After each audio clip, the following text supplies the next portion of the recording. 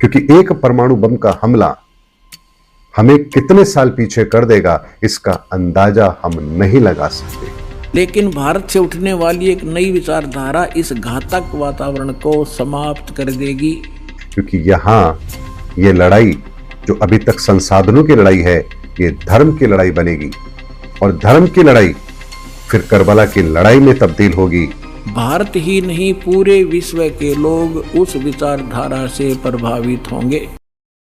क्योंकि जो आवश्यक है वो रहेगा, जो अनावश्यक है उसे समाप्त कर दिया जाएगा और यह प्रकृति का नियम है।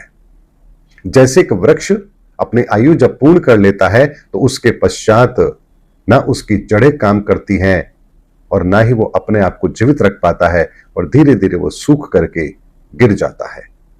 यानी प्रकृति अनावश्यक वस्तुओं को मिटा देती है और आवश्यक वस्तुओं को पैदा करती है। यही प्रकृति के संतुलन का नियम है। और इस समय हम जहां खड़े हैं वहां प्रकृति के संतुलन का नियम लागू हो रहा है, क्योंकि सूर्य से तापमान, गर्मी, भाप, जल, ऋतुएं, मौसम, वनस्पतियां, पाषाण युग, बुद्धि का युग, ज्ञान का युग, मशीनी युग, ये सब हमने देख लिए। इसी कलयुग के अंदर इस विस्तारवाद के सिद्धांत को हमने देख लिया है। और अब जो संतुलन होगा, इसमें जो आवश्यक है वो क्या है? वो है मानवता और प्रकृति का संतुलन। फिर अनावश्यक क्या है? अनावश्यक है शस्त्र और भौतिक विस्तारवाद। ये अनावश्यक है, इसकी हमें आवश्यकता नहीं है। भौतिक विकासवाद की हमें बिल्कुल भी आवश्यकता नहीं है, लेकिन हमने अपने पूरे के पूरे जीवन को इसी भौतिक विस्तारवाद के ऊपर शिफ्ट कर लिया है। तो आज हम प्रकृति पर निर्भर नहीं हैं, आज हम निर्भर हैं तो भौतिक विकासवाद के ऊपर और अपने शस्त्रों की ताकत के ऊपर। ऐसे में जब संतुलन कायम होता है तब हम वही गलती करते हैं जो हर युग के अंदर होती आई है, और अब हम उन शस्त्रों का भी प्रयोग करेंगे जो शस्त्र इस धरती के लिए बने ही नहीं हैं। और यहीं से हमारे भौतिक विस्तारवाद की सीमा समाप्त भी होगी और हम अगले चरण में प्रवेश करेंगे। ये मैंने आपको कलयुग के अंदर भी जो विस्तारवाद का सिद्धांत है, ये मैंने आपको बताया। युगों का विस्तारवाद अलग होता है, सतयुग, त्रेता, द्वापर और कलयुग। लेकिन कलयुग के अंदर भी जो 5000 साल का विस्तारवाद का सिद्धांत है, ये हम पर इसी तरह से लागू हुआ है। और इसीलिए आप देखिए कि आज के 2500 साल पहले की अगर हम बात करेंगे तो उस समय पर इस धरा पर धर्म, संस्कृति और ईश्वरवाद का सिद्धांत अपनी चरम सीमा पर था। तो उसी समय पर महात्मा बुद्ध, ईसा मसीह और मोहम्मद साहब जैसे चरित्र इस धरा पर आए भी थे। उसके बाद मशीनी युग आया, उसने भी पूरे संसार के अंदर अपना आधिपत्य जमाया और आज हमारी पूरी की पूरी तरक्की मशीनी युग के ऊपर निर्भर है। आप सुबह से लेकर शाम तक जो भी कार्य करते हैं उसमें कहीं ना कहीं कोई ना कोई यंत्र संयंत्र आपके लिए सहायक जरूर होता है। उसके बिना आपका जीवन चल ही नहीं सकता। ऐसे में हम जो लड़ाई लड़ रहे हैं, ये लड़ाई हमारे अपने ही संसाधनों को समाप्त करने की है। और इस लड़ाई में यदि परमाणु हमले जैसे अगर कुछ घटना को हमने अंजाम दे दिया तो हम उसी पाषाण युग में पहुंच जाएंगे जहां सब कुछ समाप्त हो जाएगा। क्योंकि एक परमाणु बम का हमला हमें कितने साल पीछे कर देगा, इसका अंदाजा हम नहीं लगा सकते। हजारों साल के लिए वहां की वनस्पति, जलवायु सब कुछ समाप्त हो जाएगी। वहां का रेडिएशन, वहां पैदा होने वाले लोग सब कुछ संक्रमित होंगे और यह संक्रमण ठीक होने में बहुत वक्त लगेगा। आज जितने भी आपकी तरक्की है, हम बिजली के द्वारा सारे के सारे कार्य करते हैं। सोचिए अगर परमाणु हमले इस धरती पर हुए जिसकी ओर हम बढ़ रहे हैं, तो आपके पास बिजली नहीं होगी। आप सोच रहे हैं अरे सूर्य की रोशनी है उससे काम हो जाएगा, लेकिन सोलर पैनल बनाने के लिए भी तो आपको कारखाने चाहिए, यंत्र चाहिए, संयंत्र चाहिए। आप अगर पानी से भी बिजली बनाना चाहते हैं तो उसके लिए भी यंत्र संयंत्र चाहिए। यानी हमारी एक गलती हमें पूरी तरह से पाषाण युग में पहुंचा देगी, जहां केवल खेती करो, उगाओ, खाओ और अपना जीवन यापन करो। ऐसी सभ्यता की ओर हम बढ़ रहे हैं और किसी को अंदाजा भी नहीं है कि हम किस तेज गति से उस युग की ओर बढ़ रहे हैं। क्योंकि यदि विनाश हुआ तो विनाश केवल इतना सा नहीं होगा कि आपने किसी देश को हरा दिया और उस पर अपना आधिपत्य स्थापित कर लिया, क्योंकि यहां यह लड़ाई जो अभी तक संसाधनों की लड़ाई है, यह धर्म की लड़ाई बनेगी और धर्म की लड़ाई फिर करबला की लड़ाई में तब्दील होगी। और वो लड़ाई ऐसी लड़ाई है जहां फिर काफिर को मारने के बाद ही व्यक्ति चैन से बैठेगा, क्योंकि उसे यही समझाया गया है कि बेहतर हूरें आपका इंतजार कर रही है। तो इस धरती पर अगर मर भी गए युद्ध करते हुए तो क्या फर्क पड़ता है, ऊपर बेहतर हूरें तो हमारा इंतजार कर ही रही है। और यही मानसिकता उन्हें जिहादी बनाएगी। और करबला की लड़ाई में अगर ये लड़ाई तब्दील हो गई तो परमाणु युद्ध होने से कोई नहीं रोक पाएगा। इसीलिए सनातनियों, वर्तमान का समय हमें उस युग की ओर लेकर जा रहा है जहां अगला चरण इस प्रकृति का संतुलन का अब एक्टिव हो चुका है। और जो कुछ भी इस समय घटित हो रहा है वो प्रकृति के संतुलन को बनाने के लिए ही हो रहा है। और इस समय हमारी बुद्धि भी उसी तरह से काम कर रही है जैसा प्रकृति चाहती है। क्यों इस समय दुनिया को ये बात समझ नहीं आ रही है कि युद्ध हमें केवल और केवल विनाश देगा? ये बात किसी को समझ नहीं आ रही। इस महाविनाश के समय पर भी लोग क्या सोच रहे हैं, हमारा पैसा क्या हम बैंक से निकाल लें, क्या सोना खरीद लें, क्या चांदी खरीद लें, क्या जमीन खरीद लें, क्या घर में कैश रख लें। यानी आप सोचिए कि इस वर्तमान समय के अंदर भी हम किन चीजों को बचाने की कोशिश कर रहे हैं, जबकि हमें यही नहीं पता कि इस युद्ध के भयानक परिणाम क्या होंगे। इसकी आप कल्पना भी नहीं कर सकते। सोचिए, आपके घरों तक जो पानी पहुंचता है उसके लिए बिजली की आवश्यकता है। आपके घर के आसपास कोई तालाब नहीं है जहां पानी भर के लाएंगे और काम चल जाएगा। मात्र 1 से 2% ही जनता ऐसी होगी जो तालाबों के किनारे होगी, नदियों के किनारे होगी। बाकी को तो घर में पानी पूरी व्यवस्था के तहत आता है। सोचिए, बिना पानी के आप कितने दिन जिंदा रहेंगे, बिना अन्न के आप कितने दिन जिंदा रहेंगे, बिना बिजली के आप अपनी जिंदगी को कैसे चलाएंगे। आपकी सारी तरक्की तो तकनीक पर आधारित है और तकनीकी यदि काम नहीं करेगी तो फिर आप करेंगे क्या? तो इस समय पर कोई भी ये नहीं सोच रहा है कि आखिर हम कितनी बड़ी बर्बादी की तरफ बढ़ रहे हैं। इसे बर्बादी हम हमारे दृष्टिकोण से कहेंगे, लेकिन प्रकृति के लिए संतुलन है, क्योंकि यह संतुलन हमने बिगाड़ा है और ऐसा सदैव होता आया है। ऐसा ही मशीनी युग त्रेता के समय भी, द्वापर के समय भी हुआ, जब सारे के सारे योद्धा धनुर्धर उन्होंने ऐसे ऐसे शस्त्रों का प्रयोग कर लिया, ऐसे ऐसे शस्त्रों को अर्जित कर लिया जो उन्हें महाबली बाहुबली बनाता था। और उसी ताकत के आधार पर उन्होंने पूरी दुनिया को एक करने की कोशिश करी, अपना साम्राज्य चारों तरफ फैलाने की कोशिश करी। लेकिन आखिर हुआ क्या? उस समय जितने भी सूरमा थे सबके सब समाप्त हो गए और धरती पुनः उस स्थिति में आ गई जहां से सब कुछ वापस से शुरू करना पड़ा। चाहे वो त्रेता युग का समय हो, चाहे वो द्वापर युग का समय हो, चाहे वो सतयुग का समय हो, ये समय हर युग में आया है, तो कलयुग में भी ये समय तो जरूर आएगा और ये समय आ चुका है। इसीलिए सनातनियों, सनातन के सिद्धांत, सनातन के विज्ञान को जब आप समझ लेंगे तो आपको आने वाला भविष्य सहज ही पता लगेगा कि हम किस ओर बढ़ रहे हैं। लेकिन अगर आप सनातन को नहीं जानते, सनातन को नहीं समझते, सनातन के नियम सिद्धांत क्या है, इनके बारे में यदि आपको नहीं पता, तो आप फिर सनातन को उतना ही समझेंगे कि भगवा पहन लिया, जय श्री राम बोल लिया या तिलक लगा लिया, अपने आप को कट्टर हिंदू बना लिया, तो हम शायद सनातनी हो गए। लेकिन सनातनियों, इस ब्रह्मांड का विज्ञान है सनातन, ये किसी धर्म की सीमा में नहीं बंधा है। दास के ऊपर आपने उसको पढ़ा भी होगा, ज्ञान गंगा के अंदर भी वो आपके लिए भक्तों ने बनाकर भेज रखा है, आपने पढ़ा होगा, नहीं तो पढ़ लेना।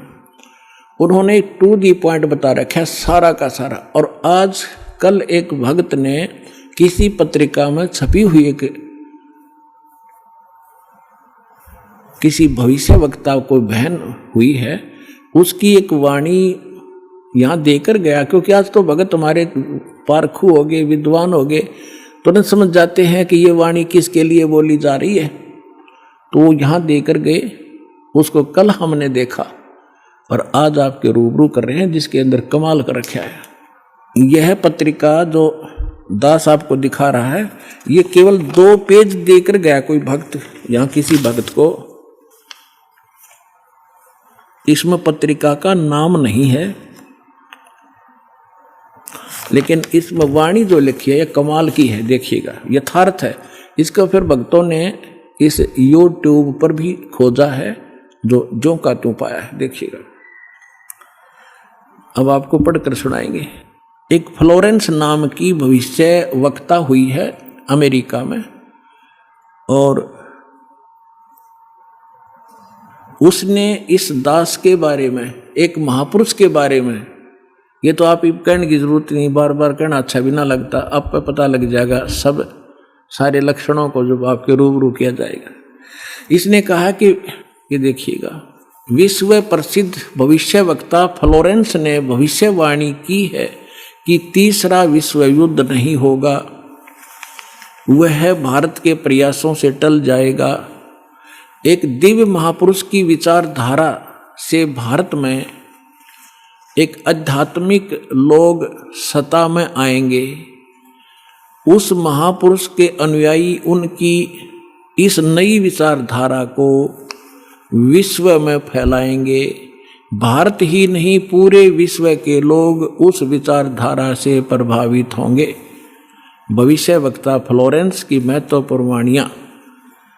अब देखिए, ये है वो, पूरा देखना एक बार। ये है वो बहन जिसका फोटो है, ये चित्र बना है इस पत्रिका के अंदर। ये वो बहन खड़ी है, जैसे एक फिलोसफर की तरह इनकी दृष्टि स्पष्ट दिखाई दे रही है। अब इसके हम आगे और पढ़ेंगे तो आनंद घना होगा। इसकी हमने फोटो स्टेट कर रखी है, इसमें निशान लगा रखे, इसमें कुछ उभरे हुए अक्षर हैं, अच्छे पढ़े जाएंगे। देखिएगा, इसमें ज़्यादा ना पढ़ के हम अपने काम का पढ़ेंगे। वो हमने 53 पर पढ़ा था, ये हमने 53 पृष्ठ है इसका, इस पर पढ़ा था। ये यहाँ 53 पृष्ठ है, यहाँ देखा था 53 पृष्ठ पे। और अब हम यहाँ पढ़ेंगे 54 पृष्ठ पे। ये 54 पृष्ठ है। अब देखिएगा यहाँ क्या लिखा है। पहले उसने बताया कि इस प्रकार बहुत सी भविष्यवाणियाँ इसकी, इराक के राष्ट्रपति सद्दाम हुसैन ने अमेरिका से युद्ध किया, इस प्रकार की बहुत सी खतरा मंडला रहा था, टल गया। फ्लोरेंस की इतनी भविष्यवाणियाँ सच साबित हुई हैं कि कोई उनकी भविष्यवाणियों पर शक तक नहीं कर सकता। वैज्ञानिक भी उनकी भविष्यवाणियों के सच होने से आश्चर्यचकित हैं। फ्लोरेंस ने अपनी भविष्यवाणी में कई बार भारत का जिक्र किया है। The fall of sensational culture नाम की अपनी पुस्तक में उन्होंने लिखा है, सन 2000 आते आते प्राकृतिक संतुलन भयावह रूप से बिगड़ेगा। यानी लोगों में दुराचार, रिश्वतखोर, हाहाकार, बेईमाना घर कर जाएगा। लोगों में आक्रोश का भावना प्रबल होगी, दुराचार पराकाष्ठा पर होगा। पश्चिम देशों के विलासितापूर्ण जीवन जीने वालों में निराशा, बेचैनी और अशांति होगी। अतृप्त अभिलाषाएं और जोर पकड़ेंगी, जिससे उनकी अपनी कटुता बढ़ेगी। चारों ओर हिंसा और बर्बरता का वातावरण होगा। गरीब संपन्न व्यक्तियों की संपत्ति छीनेंगे, ऐसा वातावरण होगा और चारों ओर हाहाकार मच जाएगा। अब देखो, अब ये भविष्य वक्ता कह रही है कि अगर वो संत ना आता तो ऐसी दशा भारत की हो जाती, लोग एक दूसरे ने लूटने लग जाते। अब इसने तुरंत फिर क्या कहा कि उस संत की विचारधारा से वो घातक माहौल टल जाएगा। देखिए, ऐसा वातावरण होगा और चारों ओर हाहाकार मच जाएगा। ऐसा हाहाकार मच जाएगा, लेकिन भारत से उठने वाली एक नई विचारधारा, लेकिन भारत से उठने वाली एक नई विचारधारा इस घातक वातावरण को समाप्त कर देगी। वह विचारधारा वैज्ञानिक दृष्टि से लोगों में सामंजस्य और आपसी भाईचारा और भाईचारे का महत्व समझाएगी। वह यह भी समझाएगी कि धर्म और विज्ञान में आपस में विरोध नहीं है। आध्यात्मिकता की उच्चता और भौतिकता का खोखलापन सबके सामने उजागर करेगी। अपने आत्माओं, ये तो चलो इन भविष्य वक्ताओं का तो इतना काम समझ लो आप, जैसे परमात्मा ने विद्वान बना दिया, पृथ्वी और सूरज बना दी, सब नक्षत्र बना दिए, और अपने आप निर्धारित है कि इस समय 6:20 पर सूर्य उदय होगा। अगर कोई खगोल भगोल का ज्ञाता अब बता दे कि फलानी तारीख को 6:20 पर सूर्य उदय होगा, वो ना बताता तो भी उसी समय होना ही था वो, क्योंकि उस परमात्मा ने वो निर्धारित सिस्टम बना ही रखा है। तो ये ना बताते तो भी परमात्मा ने पहले बोल ही रखा है, निर्धारित दिन ठीक धर रखा है, वो तो ये होना ही होना था। ये बता रहे हैं तो आपके लिए और ज्यादा गोल्डन चांस है। सभी पुण्यात्माओं ने देर नहीं करनी चाहिए। महापुरुष बार बार कोई झूठ बोल रहे हैं, परमात्मा ने कहा, सब संत कहें, और ये भविष्य वक्ता बताने लाग रहे जो इस देश से भी संबंधित नहीं थे, और फिर भी नहीं समझोगे तो कति बालक हो तुम, तो बुद्धि ही नहीं दी फिर आपको। देखिएगा अब क्या, जैसे दास बहुत बार आपको समझाता है, हर एक प्रवचन में परमात्मा ने जो पहले बोला था वही दास आज बता रहा है। और अभी भी बहुत से मेरे अधिकतर जितने भी प्रवचन होते हैं इसी आधार पर होते हैं कि आप क्या कर रहे हो। आप यहाँ अरबपति बन गए, खरबपति बन गए, दुनिया न लूट लूट के, और वो सारा छोड़कर चले गए। सर्व सोने की लंका थी वह रावण से रणधीरम, एक पलक में राज विराजी जम के पड़े जंजीरम। चक्रवर्ती राजा था, सारी पृथ्वी पर शासन करे था, चूहा बनकर एक बिल खोद कर रह रहा है। खा कहिए कहते राम रटत निर्धन भला, टूटी घर की छान व सुंदर महल किस काम के, जा भक्ति नहीं भगवान। तो यहाँ ये बताना चाह रहे हैं, ये माइन बहन ने बताया है कि वो संत की विचारधारा से आध्यात्मिकता की उच्चता और इस भौतिकवाद का खोखलापन उजागर होगा। ये हो रहा है आपके सामने, और सबकी आत्मा मान रही इस बात को, सचमुच ऐसा है। देखिए ये कह रहे हैं कि आध्यात्मिकता की उच्चता और भौतिकता का खोखलापन सबके सामने उजागर करेगी। मध्य वर्ग उस विचारधारा से बहुत प्रभावित होगा। आप जितने यहाँ रहे हो बिल्कुल मीडियम वर्ग के बच्चे हो सारे, बिल्कुल। और देखो कैसे आप उमड़ उमड़ कर आ रहे हो, कैसे मान रहे हो दास ने जो बोल दिया फाइनल है, ना किसी को लेना है ना देना है। विवाह एक सिंपल वे से करना है। हम विवाह के ऊपर इतना खर्चा कर देते हैं, फिर आगे सूचक बात पता नहीं कितने कुबाड़ हमने सर पर रख लिए। जब ब्रह्मा विष्णु महेश का ब्याह किया था दुर्गा ने, ना कोई बाती था ना बराती था, ना कोई जलेबी तारे था, ना कोई डीजे बजानिया था। उठाकर कह दिया, ले भाई ब्रह्मा या तेरी पत्नी सावित्री अपना घर बसा बेटा। लक्ष्मी दे दी विष्णु को, ले बेटा या तेरी पत्नी जाओ अपना घर बसाओ। और शंकर जी को पार्वती दे दी, जाओ भाई हो गया ब्याह। अरे बाकी बकवाद तो बेमतलब की है जो हम किया करते थे, अपने सिर पर बोझ धर लिया सारा जीवन इन बकवादों के लिए, जोड़े जाते लुटे जाते यही फूक जाते। अब देखिएगा खोखलापन उजागर कर देगी। मध्य वर्ग उस विचारधारा से बहुत प्रभावित होगा। यह वर्ग समाज के सभी वर्गों को अच्छे समाज के निर्माण के लिए उत्प्रेरित करेगा। यह विचारधारा पूरे विश्व में चमत्कारी परिवर्तन लाएगी। मुझे अपनी छठी अतीन्द्रिय शक्ति से ये एहसास हो रहा है कि इस विचारधारा को जन्म देने वाला एक महान संत भारत में जन्म ले चुका है।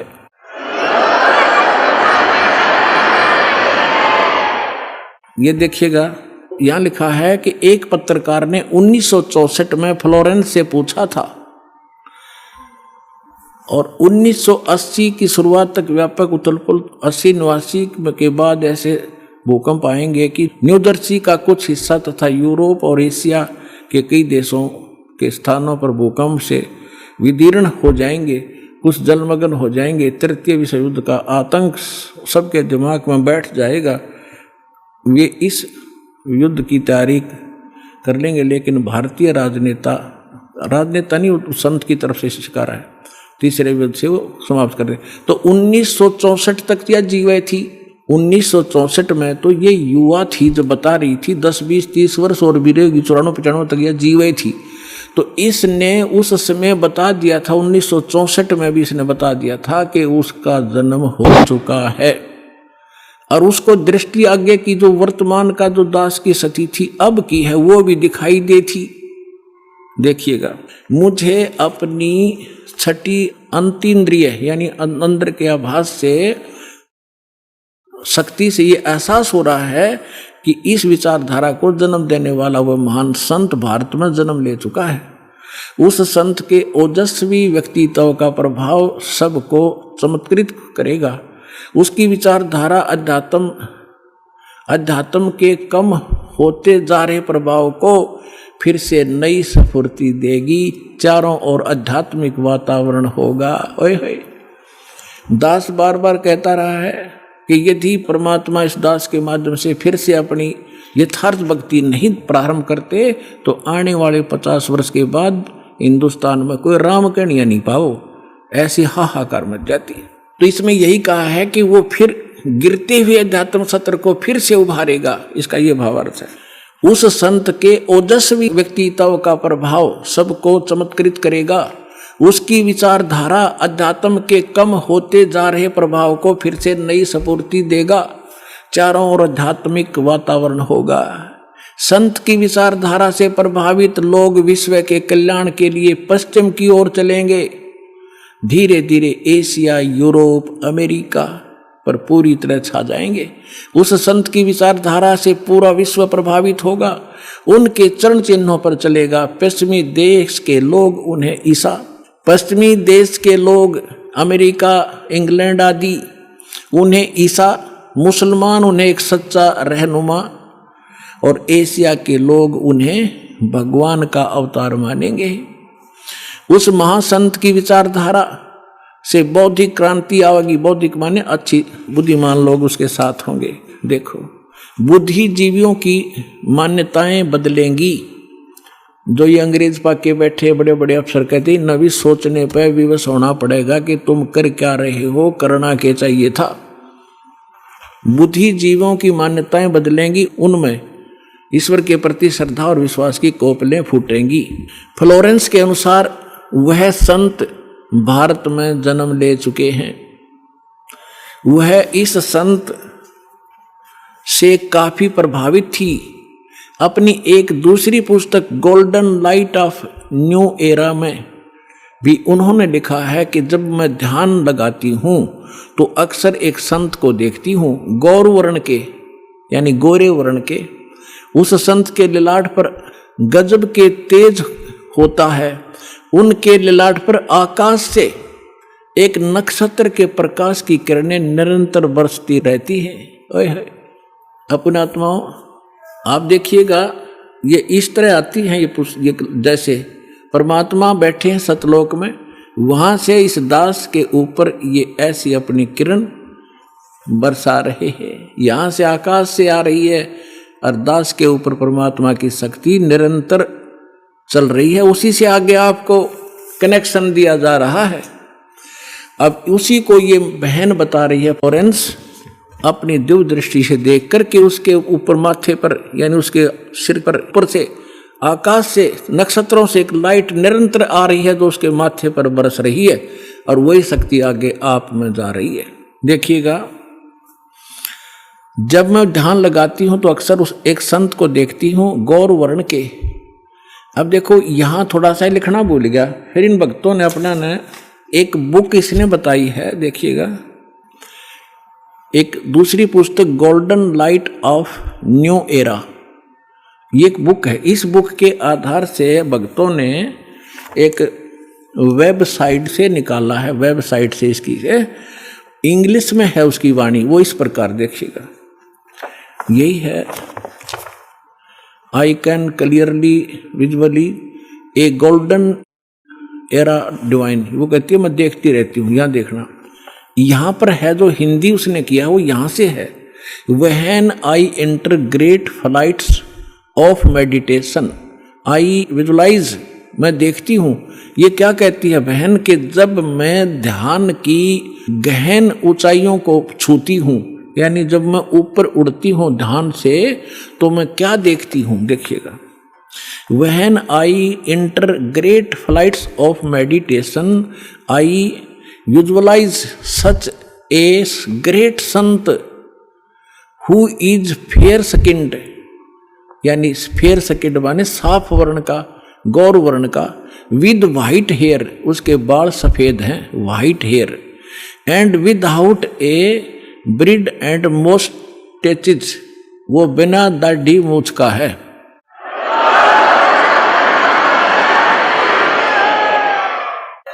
और उसके सफेद बाल हैं। दास की इस एज को वो उस समय देख रही थी कि उस समय वो ढूंढा ठावेगा।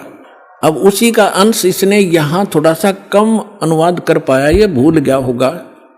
इसने अपनी दूसरी पुस्तक golden light of new era में भी लिखा है, जब मैं ध्यान लगाती हूँ तो अक्सर एक संत को देखती हूँ, गौर वर्ण के, आगे लिखना भूल गया, सफेद बाल थे, बिना दाढ़ी मूछ का। अब दरअसल क्या है कि ये कोई पत्रकार ने उस वाणी को, उसकी बोली हुई को अपने ढंग से चित्रार्थ किया है। तो इन लोगों का दृष्टिकोण था किसी और संत पे कि वो हो सकता है। इसमें लिख रखा है कि वो श्री राम शर्मा होगा। इस अंग्रेजी वाले ने आगे चल के जो, जैसे गीता मूल तो सही है, मूल पाठ गीता का, अनुवादकर्ताओं ने अपने हिसाब से श्री कृष्ण का ऊपर बना रखी थी, श्री कृष्ण बोल रहा है गीता। तो ये लोग ऐसे यहाँ ये जान के छोड़ गया कि वो सफेद बाल होंगे और बिना दाढ़ी मूछ वाला होगा, इसलिए यहाँ छोड़ गया। इसमें इंग्लिश वाली में उसकी साफ लिखा है, वो उसकी अपनी बोली हुई भविष्यवाणी है, अपनी भाषा में। यहाँ देखिएगा, जब मैं ध्यान लगाती हूँ तो अक्सर एक संत को देखती हूँ, गौर वर्ण के। उस संत के ललाट पर गजब के तेज होता है, उनके माथे पर, ललाट पर आकाश से एक नक्षत्र के प्रकाश की किरणें निरंतर बरसती रहती हैं। मैं देखती हूँ कि वह संत अपनी कल्याणकारी विचारधारा तथा अपने सत चरित्र प्रबल अनुयायियों की शक्ति से पूर्ण विश्व में नए ज्ञान का प्रकाश फैलाएगा। आप देख रहे हो, बंदी छोड़ के बच्चे कहाँ कहाँ जा करके दूर दूर जा करके आज प्रचार कर रहे हैं परमात्मा के ज्ञान का। वह संत अपनी कल्याणकारी विचारधारा तथा अपने सच्चरित्र प्रबल अनुयायियों की शक्ति से संपूर्ण विश्व में नए ज्ञान का प्रकाश फैला रहे हैं। वह संत अपनी शक्ति निरंतर बढ़ा रहे हैं। उनमें इतनी शक्ति है कि वह प्राकृतिक परिवर्तन भी कर सकते हैं।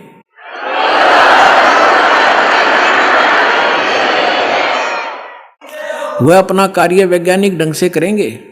उनकी कृपा और प्रयत्न से मानवीय सभ्यता में नई जागृति आएगी। विश्व के समस्त जनसमूह में नई चेतना का संचार होगा। लोक शक्ति का एक नया रूप उभर कर सामने आएगा, जो सत्ताधारियों की मनमानियों पर अंकुश लगा देगा। जो राजा लोग अपनी मनमानी बकवाद करते हैं, उस संत के अनुयायी उनको विवश कर देंगे कि बंदे बनकर रहो, बकवाद बहुत दिन कर ली तुमने। विश्व के समस्त जनसमूह में नई चेतना का संचार होगा। लोक शक्ति का एक नया रूप उभर कर सामने आएगा, जो सत्ताधारियों की मनमानियों पर अंकुश लगा देगा। राजनेताओं के ऊपर मनोचिकित्सक तथा सम्मोहन कला के विश्व प्रसिद्ध ज्ञाता डॉक्टर मोरे बर्स्टीन की फ्लोरेंस से अच्छी दोस्ती थी। एक बार फ्लोरेंस ने उनसे भी कहा